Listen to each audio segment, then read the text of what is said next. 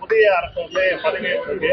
அதுல வந்து காங்கிரஸும் இப்ப வந்து பங்கு பெற்றிருக்கு. இந்த அமைச்சரவையில காங்கிரஸுக்கு என்னென்ன கேள்விப்பட்டிருக்கு?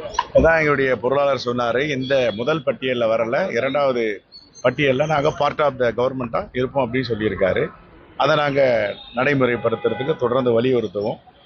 இன்றைய பொறுப்பேற்றிருக்கிற மாண்புமிகு முதலமைச்சர் மற்றும் அமைச்சர் பெருமக்களுக்கு காங்கிரஸ் பேர் இயக்கத்தின் சார்பாக நெஞ்சார்ந்த வாழ்த்துக்கள்.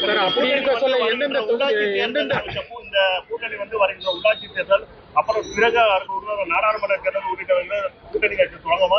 ஏற்கனவே அதுல ஒரு அறிக்கையிலேயே கொடுத்திருக்காரு எங்களுடைய அகில இந்திய பொறுப்பாளர் திரு கிரீஷ் சோடங்கர்ஜி. இந்த கூட்டணி வந்து local body, member of parliament election, Lok Sabha எல்லாத்திலும் தொடரும்னு சொல்லியிருக்காரு.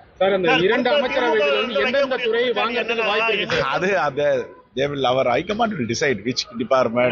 இப்போ கூட்டணி, அதாவது திமுக சார்பில் வைக்கப்பட்ட கூட்டணி, அதாவது குறிப்பிட்ட விஷயங்கள் குற்றச்சாட்டுனா எங்களிடம் வந்து பங்கு பெற்றாங்க, ஆனா எங்களிடம் ஒரு வார்த்தைகள் கூட சொல்லாம அவங்க வந்து போயிட்டாங்க, வந்து கூட்டணி வச்சிருக்காங்க அப்படின்னு சொல்றாங்க. ஆனா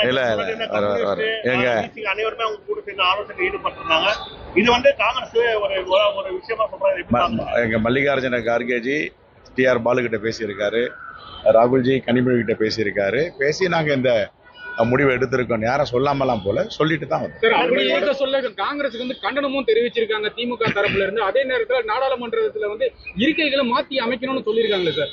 சரி, அது அவங்க விஷயம், அது எங்க பார்ட்டி விஷயம், அது அவங்க பார்ட்டி விஷயம். அது இப்போ விஜய் குறிப்பிட்ட அறிக்கைகள்ல வந்து பாத்தீங்கன்னா முக்கியமா வந்து பெண்களுக்கான ஒரு சவரம் வந்து நிறைய கட்டுப்படுது, அதே போல விஷயம்லாம் சொல்லியிருக்காங்க. இதை வந்து இப்போ இருக்கக்கூடிய நிதி நெருக்கடியில இந்த மாதிரி விஷயம் வந்து சாத்தியப்படுமா? ஏன்னா முதல்வரே என்ன சொல்லியிருக்காங்கன்னா 2500 ரூபாய் வந்து கொடுக்க முடியாது, 1000 ரூபாயாவது நீங்க வந்து கண்டினியூ பண்ணணும் வந்து தமிழகம் முன்னாள் முதல்வர் மு.க. ஸ்டாலின் சொல்லியிருக்காரு. எப்படி பாக்குறீங்க? இல்ல நான் என்ன சொல்றேன், இன்னைக்கு ரொம்ப தெளிவா சொல்லியிருக்காரு. நாங்கள் கொடுத்த வாக்குறுதியை நிறைவேற்றுவோம், படிப்படியாக நிறைவேற்றுவோன்றாரு.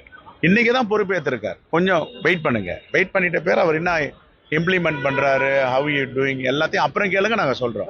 ஏன்னா he given promise, we will complete what we are giving promise, we will fulfill. கட்சியை டெவலப் பண்ண சொல்லியிருக்காரு. டெவலப் தான். Okay, you take one this shot of our MLAs, all MLAs. Thanks.